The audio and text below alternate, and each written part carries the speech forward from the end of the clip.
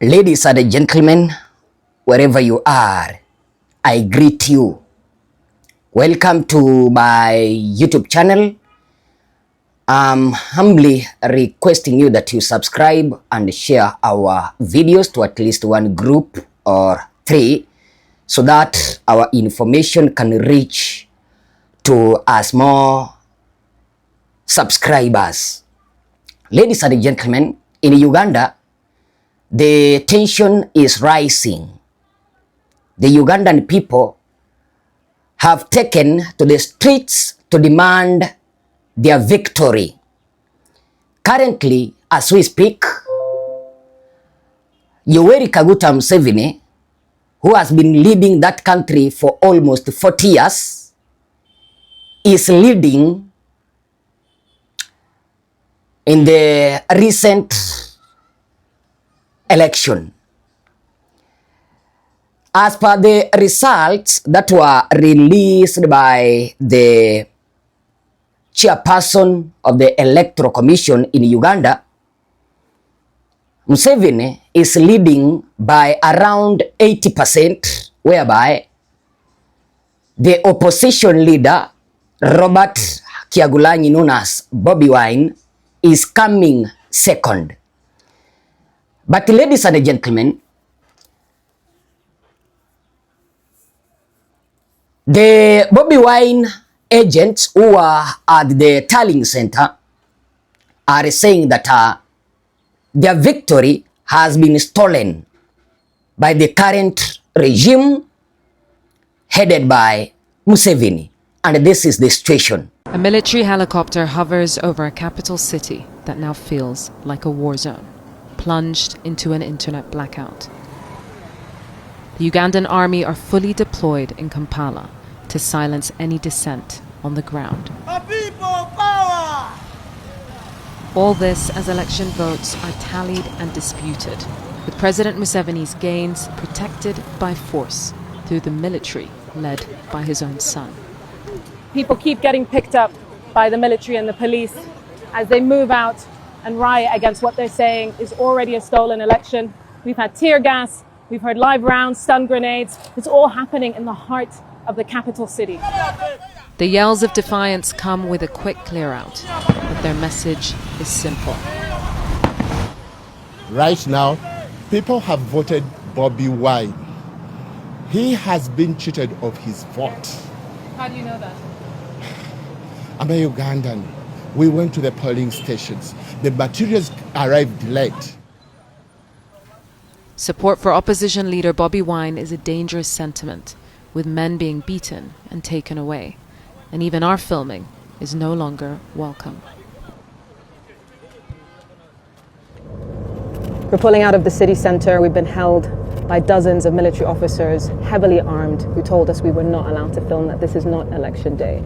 We were threatened and eventually released. But it's been made very clear that they don't want the world to see what they're doing here in Kampala today. The chaos around town is only ramping up as news spreads of votes being wrongly declared. I have the right to speak. And tally centers turn into battlegrounds.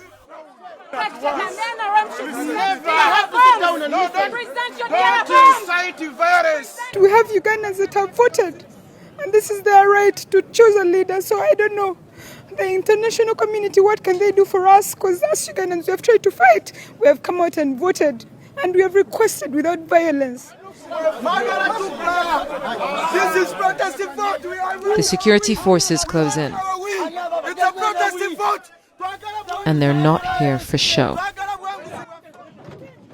They take him away. Another arrest added to the hundreds. My name is Senyondo Sulaiman. They are arresting me over process. Held for demanding democracy.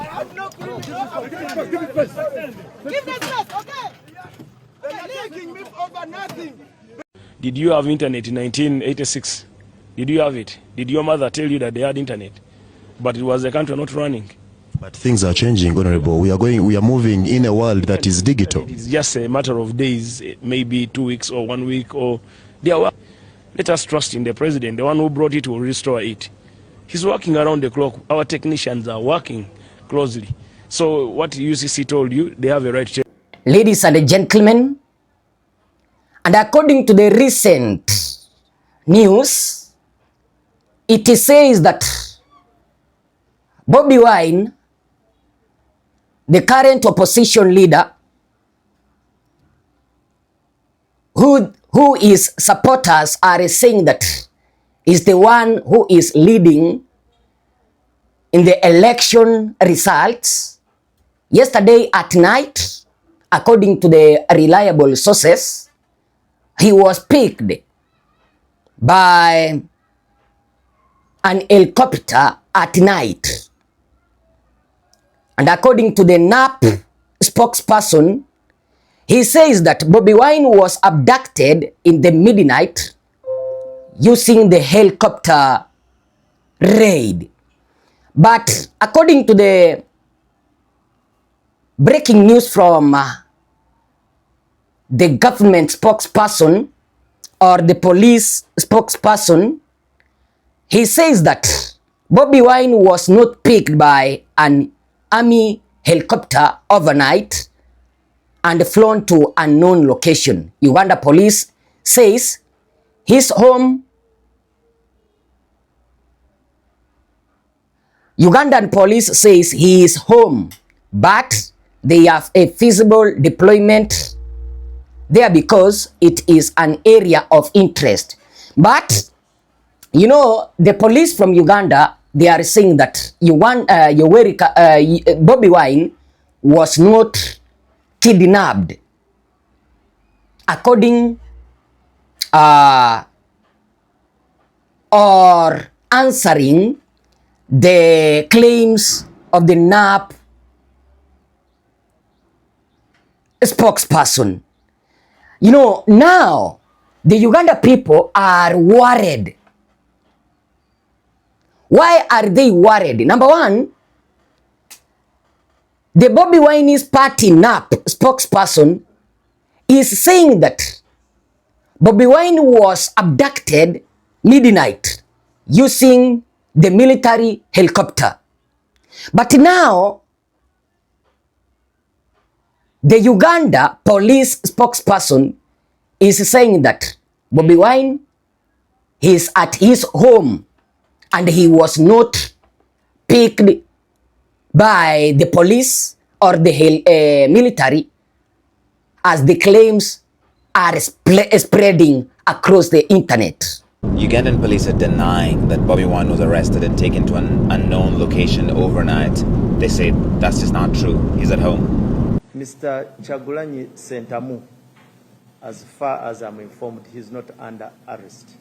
Some social media posts claim that an army helicopter had landed into his home and taken him to this unknown location. A lot of Ugandans have been telling me to report this. I'm literally on a flight, as you can see, but I just wanted to come on and address it real quick. If we were to arrest him as security agencies or police in particular, we would make it known and the reasons for his arrest. But now, Bobi Wine's supporters have taken to the streets demanding their victory, demanding to an end of Museveni's dictatorship. Inside Uganda, where voting tally centers have turned into battlegrounds, our sources in Kampala, Uganda, says that Ugandan army is seen arresting supporters of the opposition leaders during the country's election. The military is full deployed to the streets of Kampala, and there is a total internet blackout as voters decide who they want in power. Did you have internet in 1986? Did you have it? Did your mother tell you that they had internet? But it was the country not running. But things are changing, Honorable. We are moving in a world that is digital. It's just a matter of days, maybe 2 weeks or 1 week, or they are. Let us trust in the president. The one who brought it will restore it. He's working around the clock. Our technicians are working closely. So what UCC told you, they have a right to. You know, yesterday on Friday at around 4 p.m. evening, Robert Kyagulanyi directed his supporters across Uganda to come out in large numbers and reject the results that are aired through the Electoral Commissioner of Uganda. Bobi Wine, through his Twitter account, or if you like X account, says that elections were stolen, and even the chairperson of the Electoral Commission, if asked where he fetched the results from, he cannot explain. We want our win. It's a protesting vote.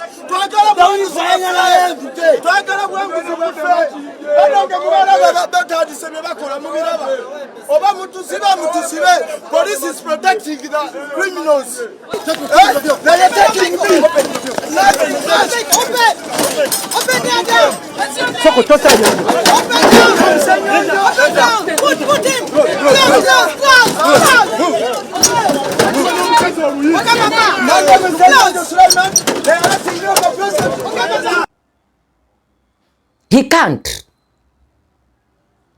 He can't explain. And Bobi Wine is now calling out his supporters across Ugandan country to come out in large number so that they can claim their victory. Since yesterday on Friday, or at least we can say since on Thursday, date 15th of January, after voting, Robert Kyagulanyi's residency was surrounded by the military who were deployed by Museveni's son, who is the current CDF, General Muhoozi Kainerugaba. It is said that massacre in Uganda has already started. At least 12 to 13 people have been massacred by the current regime, and it is said that those people who are rejecting Museveni's victory, they were shot and killed instantly. You know, ladies and gentlemen, as I finish, there is a trend in Africa, mostly in East Africa, whereby the sitting president or presidents, they don't want to be defeated. We started with Tanzania, where the butcher, the murderer, and the dictator Samia herself captured the opposition leader Tundu Lissu, and also expelled other opposition leaders from contesting the Tanzanian general election last year. She stole the votes, she killed thousands of Tanzanians, and went on to announce herself as the winner. Also, ladies and gentlemen, she swore herself to power. she has used the militaries to silence the opposition leaders and those people from Tanzania who are claiming their victory. The same incident is repeating itself in Uganda, where Museveni, who is currently an 82-year grandfather, has stolen Bobi Wine's 42-year-old victory. And you know, ladies and gentlemen, this dictatorship and trend in Africa must end. It must end. It must come to an end. Because last year, 2025, it was Tanzania. This year, 2026, it is Uganda. And the next year, the trend might even come to Kenya, where the Kenyan people who are tired with the current president, William Ruto, want to vote him out. But some of the MPs in Kenya who are surrounding President William Ruto have been claiming that they will steal votes. If Uganda will not come out in large number and reject Museveni's dictatorship, Uganda is going into chaos. My name is Ezra Eagle. I'm humbly requesting you to subscribe to our YouTube channel so that you can get more videos from Uganda and the results of the general election.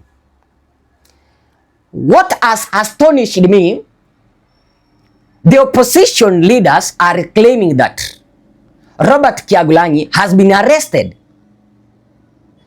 and the current regime headed by the dictator Museveni are also suggesting that Kyagulanyi has not been picked by the military. Where is the truth? Whom should we trust? Should we trust the current regime, or should we trust the opposition leaders and party who are claiming that, number one, their victory has been stolen. Number two, Robert Kyagulanyi has been captured.